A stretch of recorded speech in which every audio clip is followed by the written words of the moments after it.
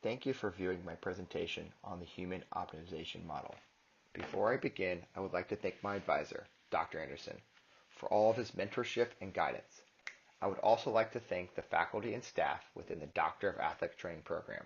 I truly love the content, instruction, and mentorship the Doctor of Athletics Training program has provided me. Finally, I would like to thank my wife for supporting me on this journey. She has kept our family together over the past 3 years. I created the Human Optimization Model because I believed there was a disconnect between the fields of health, wellness, and performance. I believe the Human Optimization Model is scalable, and it can be applied to many different populations, from an athlete that wants to run faster, a soldier who needs to shoot more accurate, or a grandmother who wants to be more active so she can play with her grandchildren. For the context of this presentation, I will apply the Human Optimization Model to the members of the U.S. military. In 2006, the Department of Defense began a movement to a more holistic approach towards training and equipping its military. The movement coined two terms, human performance optimization and total force fitness. Human performance optimization is the construct of integrating knowledge, skills, and technology to enhance and sustain the U.S. military. Human performance optimization occurs in three phases: performance enhancement, performance sustainment, and performance restoration. The Total Force Fitness provides a framework for interpreting, assessing, and sustaining the goals of the U.S. military. Total Force Fitness is comprised of 8 domains and 5 tenets. The domains are medical, nutritional, physical, environmental, social, behavioral, psychological, and spiritual. The tenets focus on resiliency, family, metrics, society, and leadership. The Human Optimization Model systematically integrates health, wellness, and performance into a single model and provides a holistic approach towards human optimization that can be applied to an individual or a group. Health is attained through addressing physical, mental, and social dysfunctions. Wellness moves beyond health and attempts to enhance a state of well-being, and performance is the ability to optimally complete a task. It is theorized that human optimization occurs when all aspects of health, wellness, and performance are upgraded. The first phase of the Human Optimization Model is to formulate the limiting factors that may interfere in human optimization. To determine the limiting factors, the Human Optimization Model will employ the International Classification of Functioning, Disability, and Health Model, or ICF. The ICF was developed by the World Health Organization to organize and document the functioning and disability of a health condition. The ICF is organized into two sections: functioning disability and contextual factors. Functioning signifies a positive interaction between an individual and an individual's contextual factors. Disability indicates a negative interaction between an individual and the contextual factors. Contextual factors include the environmental factors and the personal factors associated with human optimization. The subcategories of functioning and disability are body, functions and structures, activity, and participation. Impairments are problems with body's functions and body structures. For example, a fractured right distal radius would prevent pronation, supination, thumb and wrist range motion, and decreased grip strength. Activity limitations are complications in the execution of a task or action. For example, a fractured right distal radius would limit an individual's ability to hold or fire a weapon. Participation restrictions are difficulties an individual or population may experience in a dynamic environment. For example, a fractured right distal radius of a U.S. Navy SEAL would restrict the individual from participating in unit-level training with his platoon. The subcategories of contextual factors are environmental factors and personal factors. Environmental factors are physical, sociological, and philosophical characteristics of an environment.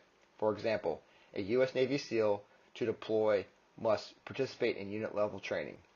Personal factors include gender, race, age, marital status, education, profession, and a variety of other characteristics. For example, a 22-year-old U.S. Navy SEAL. Environmental and personal factors can either be barriers or facilitators. The new application of the ICF is demonstrated through applying the ICF to a performance domain. Anaerobic endurance is a necessary quality for Special Operation Forces operators. The inability of a SOF operator to effectively recover from high-intensity anaerobic physical output in an anaerobic endurance impairment. A heart rate recovery less than 25% would be an anaerobic endurance impairment. An anaerobic endurance activity is classified as a time greater than 70 seconds on a 300-yard shuttle sprint test. An anaerobic endurance participation restriction emerges if a SOF operator is unable to effectively participate in combative training due to subpar anaerobic endurance. Personal factors are the operator is a 35-year-old male who is a smoker and is suffering from a right knee injury for 2 months.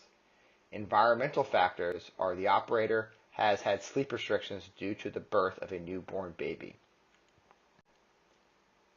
Once functioning and limiting factors are clear, the second phase in the human optimization model is to determine solutions through the human optimization solution cycle. The human optimization solution cycle is a 4-step process. Step 1 is to determine where a limiting factor falls in the optimization hexagon. Step 2 is to determine the constraints of the dynamical system theory leading to limiting factors. Step 3 is to determine where a solution falls in the optimization hexagon. And step 4 is to determine which constraint of the dynamical system theory will lead to a solution.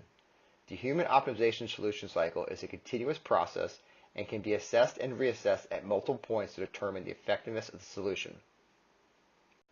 The optimization hexagon places elements of human optimization into 6 categories: education and instruction, technical skills, tactical and strategy, equipment, physical and health, and mental and emotional. The optimization hexagon provides a lens to view limiting factors and solutions. It is theorized all limiting factors and solutions of human optimization can be labeled in one or more of the categories. Education and instruction is a method to receive or provide systematic training. Technical and skill is the ability to or application to perform a task. Tactical and strategy is an action, plan, or policy to achieve a specific end. Equipment is the surrounding conditions or items necessary or present for a specific purpose. Physical and health is defined as a human system in relation to injury, illness, or disease. And mentally emotional is defined as an innate state of mind based upon surroundings, moods, or relationships. The dynamical systems theory is a multidisciplinary approach and has been used to describe dynamic systems in mathematics, physics, biology, psychology, and chemistry. A central tenet to the dynamic systems theory is dynamic systems adapt to the constraints placed on the system, resulting in self-organization. Self-organization is the emergence of spontaneous pattern formations. Constraints are restrictions placed on the system. The 3 categories of constraints are the organism, the task, and the environment. Restricting or broadening the constraints results in the system self-organizing to the constraints. Referring back to the anaerobic endurance example, the human optimization solution cycle determined the impairment, activity limitation, and participation restriction for the SOF operator fell in the physical/health category of the human optimization hexagon. Additionally, the SOF operator's personal factors of being a smoker and suffering from a right knee injury were classified as a physical/health limiting factor. The next step in the human optimization solution cycle is to determine if there is an organism constraint, task constraint, or environmental constraint leading to the physical health limitation.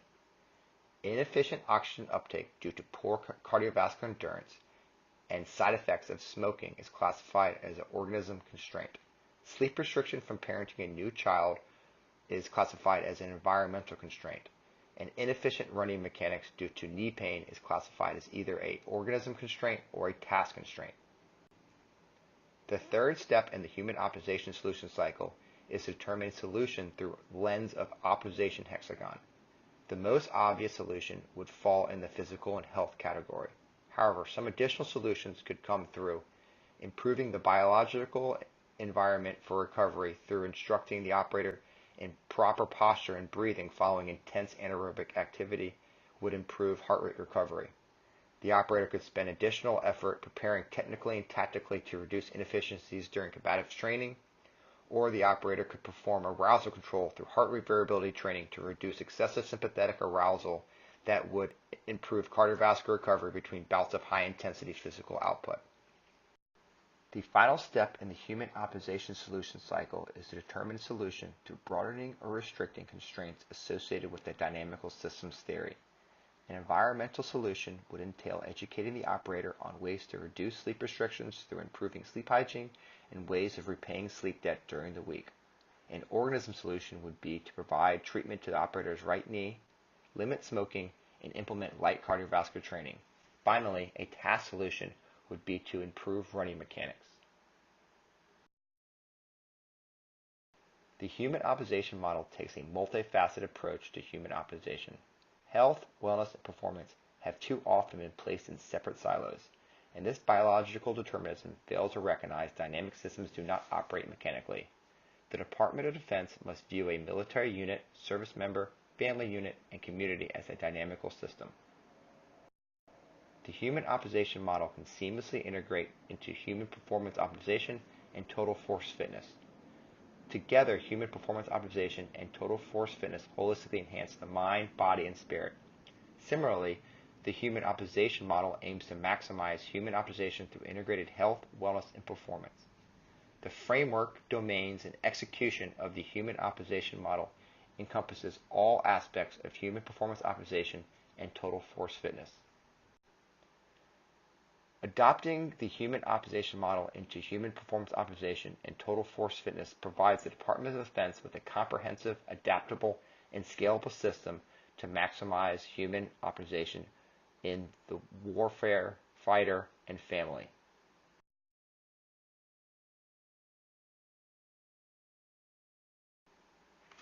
Thank you very much, and I have appreciated your time.